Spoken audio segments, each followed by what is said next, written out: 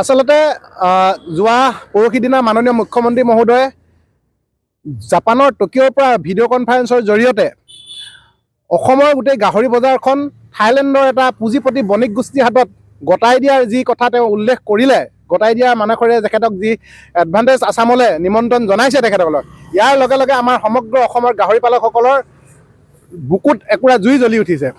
গতিকে আমাৰ গোটেই পালকসকলৰ এতিয়া ইয়াতে ইমান গাহৰি বিক্ৰী কৰিব নোৱাৰি এনেকুৱা এটা ভয়ংকৰ সমস্যাৰ সৃষ্টি হৈ আছে যে উচিত বজাৰখন পোৱা নাই, উচিত মূল্য পোৱা নাই। তেনেস্থলত আকৌ বিদেশী কোম্পানী এটাক আনি ইয়াত গাহৰি উৎপাদন কৰি এই গাহৰিসমূহ কি কৰিব বিচাৰিছে এই কথাখিনি আমি বুজি পোৱা নাই। গতিকে সমগ্ৰ অসমৰ গাহৰি পালকসকলে এই কথাখিনি শুনাৰ লগে লগে দুখত ভাগি পৰিছে। বিশেষকৈ জাতি মাটি ভেটিৰ কথা কোৱা এই চৰকাৰখনে, কৃষকৰ আয় দুগুণলৈ বৃদ্ধি কৰিম বুলি কোৱা এই চৰকাৰখনে, আৰু পথাৰ আমাৰ বজাৰ আমাৰ বুলি কৈ শাসনৰ গাদী লৈ অহা এই চৰকাৰখনে এই থলুৱা পালকসকলক এনেকৈ ভাতে মৰাৰ যি চক্ৰান্ত কৰিছে, ইয়াৰ বিৰুদ্ধে আমাৰ সদৌ অসম গাহৰি পালক সন্থাই তীব্ৰ নিন্দা কৰিছে আৰু ইয়াৰ বিৰুদ্ধে তীব্ৰভাৱে গণতান্ত্ৰিক আন্দোলন গঢ়ি তোলাৰ কথা চিন্তা চৰ্চা কৰিছে। গতিকে সময় থাকোঁতে আমি সকীয়াই দিছোঁ মাননীয় মুখ্যমন্ত্ৰী মহোদয়, কৃষ্ণেন্দু পাল ডাঙৰীয়া, আপোনালোকে যি এই সিদ্ধান্ত লৈছে এই সিদ্ধান্ত অনতিপলমভাৱে বাতিল কৰক, অন্যথা সমগ্ৰ অসমৰ পৰা আপোনালোকে তীব্ৰ প্ৰত্যাহ্বানৰ সন্মুখীন হ'ব। এই কোম্পানীটোৱে যে অকল কিবা দানাহে বনাব তেনেকুৱা কথা নহয়, তেখেতসকলৰ চলাহী কথাখিনি আমি আগতেই গম পাইছোঁ। তেখেতসকলে প্ৰথমতে দানা কোম্পানীৰ কথা কৈছিলে, তাৰপিছতে তেখেতসকলে গাহৰি যিমানকেইটা ষ্ট'ৰ আছে ব্ৰিডিং ফাৰ্মৰ পৰা আদি কৰি ফেটেনিং ফাৰ্মলৈকে সকলোখিনি কৰাৰ কথা কৈছে।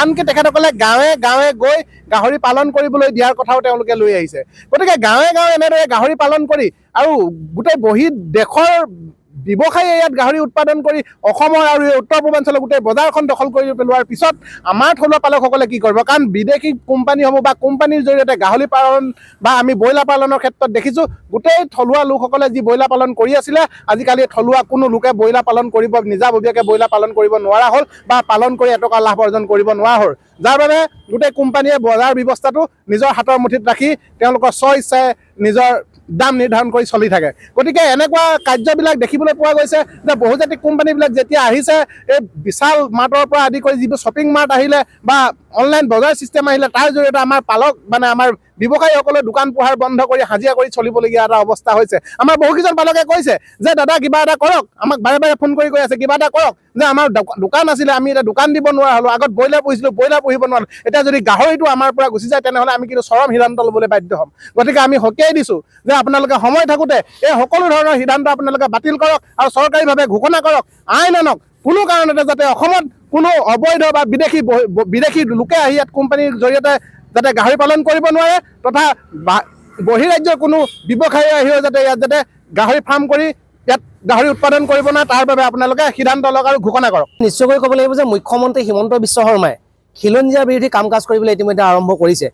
আমাৰ দৃষ্টিগোচৰ হৈছে যে যিটো সময়ত আমাৰ দুখীয়া খেতিয়কে ঘৰৰ গৰুহাল বিক্ৰী কৰি পেলাই চিকিৎসাৰ লগতে ল'ৰা ছোৱালী শিক্ষাদান কৰাইছিল, সেই সময়ত তেওঁলোকে গৰুৰ ব্যৱসায় বন্ধ কৰি দিলে। আৰু দ্বিতীয় কথাটো হ'ল যে এতিয়া মুখ্যমন্ত্ৰী হিমন্ত বিশ্ব শৰ্মাই হঠকাৰীভাৱে যি আমাৰ যি গাহৰি পালকসকলৰ মূৰত মাধমাৰ মাৰি গাহৰিৰ গোটেই বেপাৰখন, গাহৰিৰ গোটেই ব্যৱসায়টো তেওঁলোকে থাইলেণ্ডৰ কোম্পানীক দি দিবলৈ বিচাৰিছে। দেখিবলৈ পোৱা হৈছে যে বড়ো, কাৰ্বি, মিচিং, আহোম সকলো জাতীয় জনগোষ্ঠীয় মানুহে গাহৰি ইতিমধ্যে পোহে। প্ৰতি ঘৰ মানুহৰ 2-3টাকৈ গাহৰি পাবই। তাৰোপৰি অসমীয়া মানুহে গাহৰিৰ ব্যৱসায়টো তেওঁলোকে নিবনুৱা সমস্যাৰ সমাধান হিচাপে তেওঁলোকে গাহৰি ব্যৱসায় কৰিবলৈ ইতিমধ্যে আৰম্ভ কৰিছে। মুখ্যমন্ত্ৰী হিমন্ত বিশ্ব শৰ্মাই অসমীয়া খিলঞ্জীয়া এই নিবনুৱাসকলক উন্নত জাতৰ গাহৰি কেনেকৈ পুহিব পাৰি, বেপাৰখন কেনেকৈ অসমীয়াৰ মাজত ৰাখিব পাৰি, সেইটো ব্যৱস্থা নকৰি দেখিবলৈ পোৱা হৈছে যে তেওঁ বাহিৰ আচলতে থাইলেণ্ডৰ কোম্পানীক তেওঁলোকে গাহৰি ব্যৱসায়টো গোটেই গাহৰি উৎপাদন কেন্দ্ৰটো তেওঁলোকক গতাই দিব বিচাৰিছে।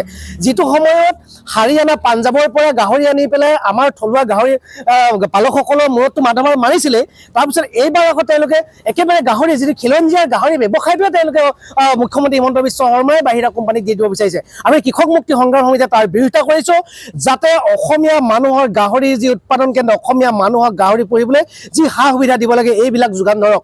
বাহিৰা কোম্পানীক তেওঁলোকে গতাই দি পেলাই আচলতে এটা চিণ্ডিকেট তেওঁলোকে আৰম্ভ কৰিব বিচাৰিছে।